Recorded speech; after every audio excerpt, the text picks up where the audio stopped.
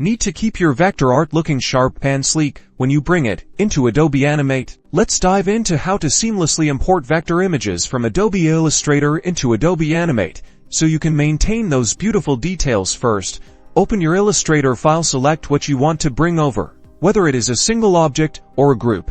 Ensure that you have selected everything intended for transfer. Now, copy the selected artwork. Next, open your Adobe Animate project or create a new one. Choose a stage size and frame rate that suits your needs.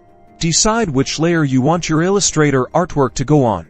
Either create a new layer to keep things organized or choose a pre-existing one. Now, go to the Edit menu and select Paste in Place. This is crucial as it positions the artwork at the same location as it was in Illustrator. Your Illustrator artwork should now be in Animate.